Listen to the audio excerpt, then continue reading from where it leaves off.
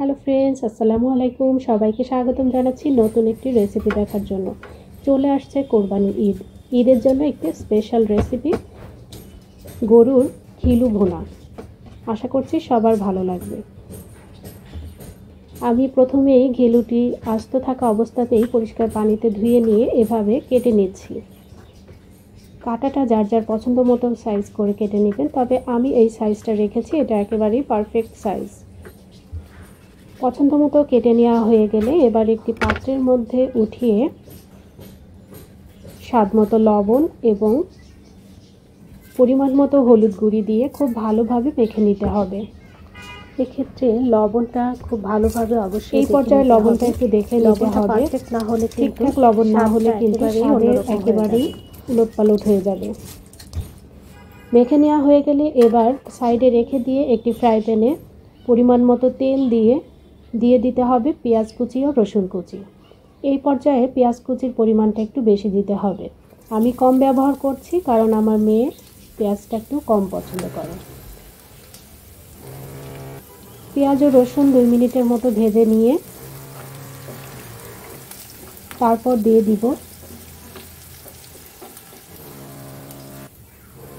দিয়ে দিব বাটা মশলা।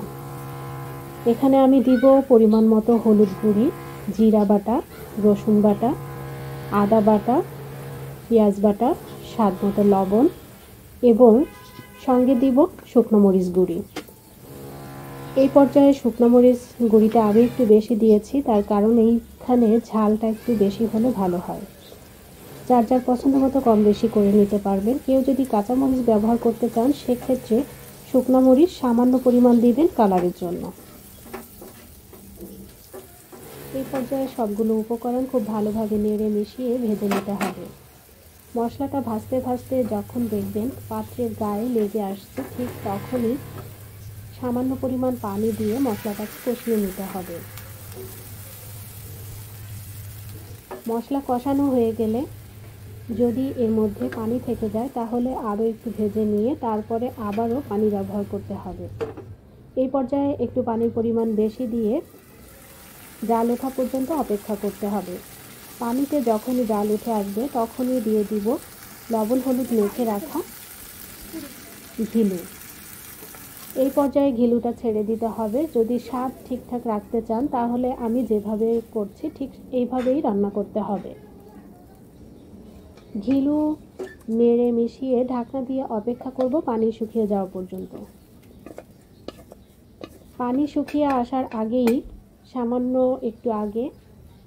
সামান্য পরিমাণ দিয়ে দিব গরম মশলার গুঁড়ি। গরম মশলার গুঁড়ি দিয়ে নেড়ে মিশিয়ে 1 থেকে 2 মিনিটের মধ্যেই নামিয়ে নিতে হবে। তৈরি হয়ে গেল মজাদার সুস্বাদু ঘিলু ভুনা। আশা করছি আপনাদের সকলের ভালো লেগেছে। ভালো লাগলে ফেসবুকে যারা আছেন তারা ফলো বাটনে ক্লিক করবেন, আর যারা ইউটিউবে আছেন তারা অবশ্যই শাইলাস কিচেন্স বিডি নামে এই চ্যানেলটি সাবস্ক্রাইব এবং বেল আইকনে ক্লিক করবেন। এতক্ষণ যারা আমার সঙ্গে ছিলেন সকলকে ধন্যবাদ জানিয়ে ভিডিওটি আজকে এখানেই শেষ করছি। আল্লাহ হাফেজ।